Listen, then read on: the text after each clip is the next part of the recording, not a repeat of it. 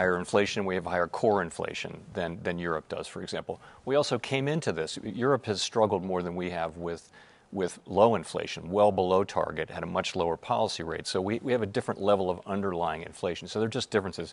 And of course, we all serve domestic mandates.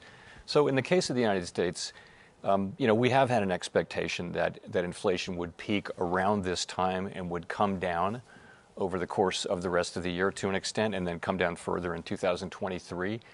These expectations have been disappointed in the past, and so now we're really in wanting to see actual progress. It may be that the actual peak was in March, but we don't know that, and so we're not going to count on it. And we're also no longer going to count on help from supply side healing. We're gonna if we get that, that'll be great, and I think that would be enormously helpful in having a soft landing. But we're really going to be raising rates and getting expeditiously to levels that are more neutral, and then that are actually tightening policy, if that turns out to be appropriate once we get there. But is it so clear? Europe is dealing with sky-high inflation rates as well, highest we've seen in the Eurozone. Why are you not sounding as hawkish as Chair Powell when it comes to raising interest rates and tackling inflation? So, our inflation is fueled by a supply shock, which calls for a particular type of response, which brings together fiscal policies and monetary policy. And obviously, we cannot operate at the same pace, with the same sequence, using the same instrument necessarily when it's that kind of inflation that we are dealing with. So it is much broader based than it was. It is much higher than our target, but it is supply driven, number one, and it needs to be addressed in a sequential, flexible, gradual way, which is what we have begun doing. We have started the journey back in December. We have reinforced that position in March, and we will have a new set of fresh data in June, which is when we have our next Monetary Policy Governing Council, at which point... Huge jittery. Today, Indonesia, again, because of the war, unfortunately, but then creating this high commodity price, Indonesia has quite a significant commodity which is enjoying this high price.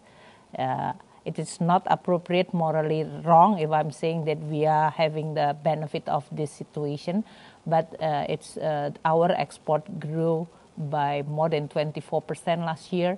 And in this first 3 months, it's actually growing even higher than that. So we are enjoying surplus on trade account as well as on my budget. The sun is shining. Now it is pouring. Well, maybe now we get to fixing the roof. I would strongly argue that there are many countries where structural reforms related to transparency, improvements in governance, can significantly improve image, attractiveness for private investments and performance. Indonesia has done systematic reforms that took Indonesia now to be in the small universe of countries, emerging market countries, that have caught up with their pre-pandemic level. And I think for us, we should not shy away from the issue of good policies mean better lives of people. You mentioned the role. Welcome back to WWTA News. Wow. So welcome back. We're going to talk about a few things. We're going to talk about what's going on with, the economy. Like, on one hand, you got the IMF coming together, and their IMF, and what you got, Christine Lagarde, Christiana from the IMF. You've got Jerome Powell, and two other people coming together, and they're discussing, what's going on with these economies, right? And throughout those videos that you saw, the clips that you saw, they basically kept talking about inflation. And so they shared with you, well, some inflation comes from, the Ukraine thing. Some inflation comes from the sickness thing, right? Some inflation comes from supply shortages, right? And they're giving you a whole list of things, right? Then Christiana, I believe her name, IMF, head of IMF, says, well, you know, a lot of these issues, you know, a lot of them actually come from poor management inside these countries, okay? And, you know, there's some key takeaways. If you just listen to what they're saying, they're telling it all. And it is not like you have to do a mathematical equation to put this together, all right? They're literally telling you. I just want to point these clips out to you so you could see that they're literally telling you, right? The system is no good. It works not. It's no good. And they're trying to say, look, you know, we need to do some other things. They didn't get into details about the other things in this particular conversation, but they're telling you that there's financial problems that is worsening the system. I believe we heard Christine Lagarde say that they're at an interest rate in Europe of like 7 point something, and you know, here we are in the United States at 5 and increasing, you know, well, from 3. She even projects that, you know, it's going to get higher. I think she even said at some point double that. You know, if you double 7, you at 14, you know what I'm saying? Like, and then you look at what's going on in the United States, you know. So let's just try to understand this without getting long-winded. So the old system, right, it's not working, right? It's there has to be something. I believe when this guy Barack Obama was in office, one of his speeches, he had said, you know, there's going to be a new way of doing things with the economy. You know, each country will use their goods and services for the value of their currency, I believe, if I'm paraphrasing, for their value, right? Each country would have their own services and goods.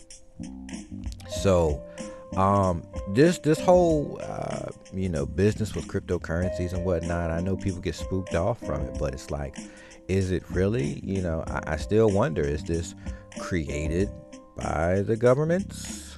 You know what I'm saying? Conveniently, and now they're handing it over to the private sector. Well, they're not now doing it. They handed it over to the private sector. You know, did they initially create Bitcoin and then handed it over to the private sector and then let them tinker with it? And now that it's people are all messing with it and they're creating all these things out of it, that they're creating a system from something that was originally created by government? Could that possibly be? Just speculating. Don't know. I don't know. Could it possibly be, though? So it leaves one wondering, right? And then you think about, like I said, what Barack Obama said. If you think about it, well, if you used blockchain technologies, then you could use the goods of a country to give its currency value. So of course you'd have a stable coin, right? And that stable coin would be trusted by all nations. You can have a whole host of them, you know what I'm saying? Because once they're operating on the blockchain, you don't need one person to govern it. It'll be autonomous. It can govern itself, because once you write the contract, it's running in AI space. It's running in the world of internet space, you know, and it's just doing what it does while it's connected to the internet. You know, contract to contract, boom, boom, boom, boom, boom. It's just going to do it. It's doing what it's doing its job, right? So you really don't need man sticking their hands in that once these contracts are running. So the technology is created by the private sector, something that I possibly think was initiated by government. The private sector then starts getting involved, is what we've been seeing here for the past few years, booming now in 2022, creating all these things. So then you say, okay, well, I could see now how clearly, if a country is, I don't know, a big creator of wheat, grain or something, right? And then they want to turn that into a currency, you know, value, let's say, 1 ton of wheat grain is valued at ... and then so you put that coin on the market, and then that coin can therefore be swapped out for, I don't know, a stable coin, take your pick, and then each country can buy up stable coins, right, and then purchase goods from other countries, right, and you don't need a middleman. So let's just do this. let's say, I don't know, let's take Ukraine. And Ukraine has wheat and grain. And let's say Ukraine takes wheat and grain and then says, oh, we're going to create this coin, this wheat and grain coin.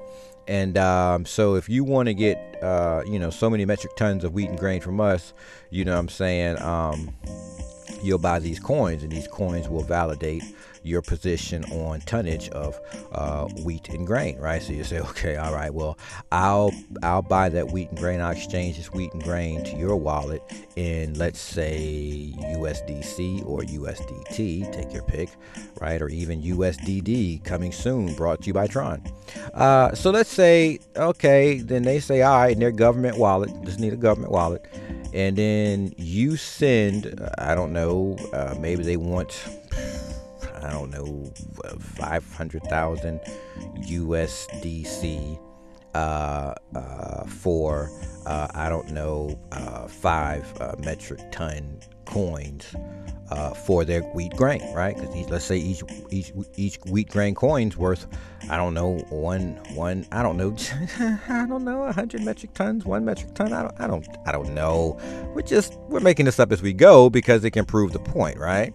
So let's just say, it's worth 100 metric tons. And so, let's just use $100,000 equals 100 metric tons. I don't freaking know. I'm just making it up. And of wheat grain. And then, so therefore that happens. So then when you buy that coin or you buy that coin from the exchange, then that exchange, right, can then either you can go to the wallet of that country and do a swap with them, right? Or you can say, I don't trust that. I'll go to the exchange and buy this because this exchange is holding these wheat grain coins, and these wheat grain coins were bought by the exchange at a value so that they can then therefore exchange in that, right? Just follow it. So then you go and you buy, let's say the United States buys this wheat grain coin that can be exchanged with Ukraine for wheat grain. And then they say, okay, boom, we buy it from an exchange. I don't know, let's pick one. Let's say Binance US, right? We're making this stuff up as we go just for an example. So let's say the United States goes to Binance US and they buy this hypothetical wheat grain coin that can be then turned back into exchanged with Ukraine's exchange for wheat grain, right? So let's say there's a wheat grain exchange. It's operated by Ukraine, and if you exchange that token with them at their exchange, then the contract is made. Once you turn that coin into them, that wheat grain will be shipped to you or your country, yada, dot, dot, dot. Now, you don't need to trust the person for that. You need to trust the contract, right? So the contract says, bada boom, bada bing, bada bang. Once that coin is sent back to that particular wallet or app or whatever it is, maybe you can use an app for this, and once it's transferred over to that business or whatever, then boom, that business automatically has that wheat grain put into contract and sent to be delivered on a barge or however they would do that stuff to the next place. You know what I'm saying? So that would be by contracts, and it wouldn't need any, you really wouldn't need a central organization to deal with that. That could be done by, I don't know, third parties. Like, just imagine, wheat grain comes out of Ukraine, and all Ukraine business operators that operate in generating wheat grain, they all use this one particular app for the exchange, because this app that they use allows them to do business with other nations and within themselves. And let's say that app is created, and then you, one who wants to get wheat grain, you download the app, you create your KYC, and then you can then order that wheat grain for your nation or your country or for your business, whatever the case may be. And then all the stuff for that's done, the shipment set, and boom, it comes over because you just exchanged through that app. So it sounds not so complicated when you think about it. It's just doing business, and it's doing business without a central party, right? You could have numerous third parties doing stuff like this. So private sector doing stuff like this. And so all you would do is initially create the token or coin that would be used and the app that this stuff would run on. Just create an app. Just create a DApp, a decentralized application, right? So anyways, I mean, that got crazy, but I'm just saying, if you look at what's going on, they're saying that they're having their problems with the economy. They literally tell you it's from inflation. They give you a few reasons why we're inflated. But one of the main reasons that I think, if you listen to Christiana, I think I keep messing her name up, but I think it's Christiana. She literally keeps telling you that, yeah, well, you know, literally governments can screw up their money. Hello. So, yeah, and you know, in the United States, have we really been using money? No, we haven't. We've been using treasury bonds. So let's not even get into that again. So anyways, look, I just wanted to share my thoughts on that. If you guys got any comments or any thoughts or ideas you'd like to share, put them in the comments below. You know, all that conversation is welcome. It's just thoughts and ideas.